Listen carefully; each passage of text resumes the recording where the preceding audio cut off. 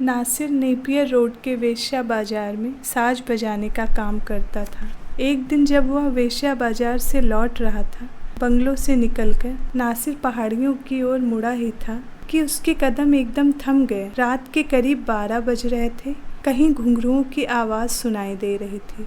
सुनसान जंगलों से होकर नासिर उन घुंघरुओं वाली जगह पहुंच ही गया। चारों तरफ आग की मशालें जल रही थी और लोगों की भीड़ लगी हुई थी। बीच में एक लड़की नृत्य कर रही थी। एक कोने में ढोलक और हारमोनियम बज रहे थे। तभी नर्तकी ने हाथ का इशारा किया। साज थम गए। वह झुकी और अपने पास पड़ी हुई एक पिटारी खोली। अंदर हाथ डालकर सांप निकाला और अपने गले और कमर में लपेट लिया। लड़की ने साजिंदे को फिर से इशारा किया। साजिंदों ने बीन बजाना शुरू कर दिया। अब सांप और लड़की दोनों नृत्य करने लगे। तभी नासिर ने बीन बजाने वाले से कहा, लाओ ये बीन मुझे दे दो, मैं बजाऊंगा। थोड़ी देर के लिए चारों तरफ सन्नाटा छा गया। लड़की ने गुस्से में बीन बजाने वाले को घूरा, लेकिन जैसे ही नासिर ने बीन बजाना शुरू किया, सभी वाह वाह करने लगे। नर्तकी और सांप दोनों ही जैसे गहरी नींद से जाग उठे। सांप ने लड़की का शरीर छोड़ दिया और फिसलता हुआ लड़की के पैरों में जा गिरा। लड़की एकटक नासिर को देख रही थी। नर्तकी की आंखों में कुछ ऐसी बात थी कि नासिर भी उसे देखता रहा। नासिर को ऐसा लगा जैसे उसके पांव जमीन में गड़ गए हैं और वह वहाँ से हिल भी नहीं पा रहा है। नर्तकी मुस्कुराई और हाथ से इशारा किया। लोग इधर उधर चले गए। नासिर सम्मोहित सा लड़की के सामने खड़ा हो गया। नासिर को पता ही नहीं चला कब नर्तकी ने अपना हाथ बढ़ाया और नासिर ने बीन उसे थमा दी। लड़की नासिर से बोली, आप मेरे साथ चलिए, हमारा घर पहाड़ी के पीछे है। लड़की ने नासिर का हाथ थाम लिया।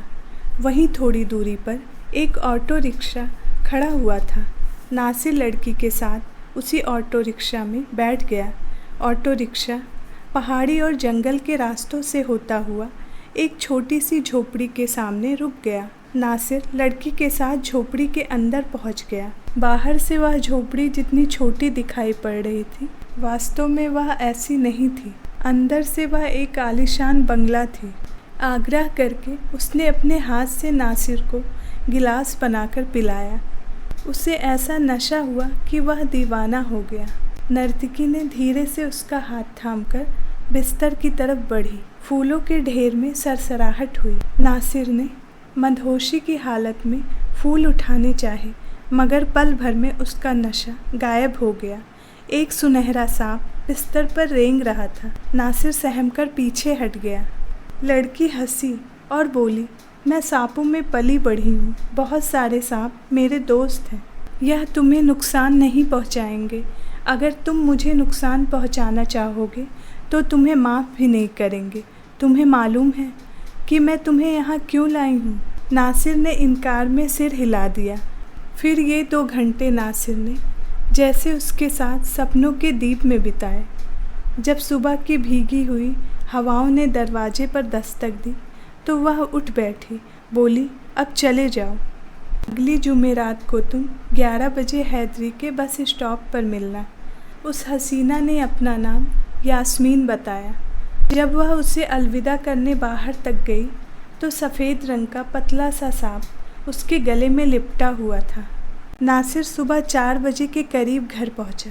ज़िंदगी में पहली बार वह औरत के इतना करीब हुआ था।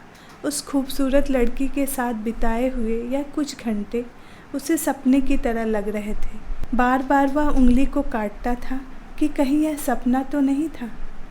ऑटो ड्राइवर इतना घुमा फिरा कर हैदरी के बस स्टॉप पर छोड़ गया था कि वह चाहता भी तो उस रहस्यपूर्ण झोपड़ी को दिन में तलाश भी नहीं कर सकता था।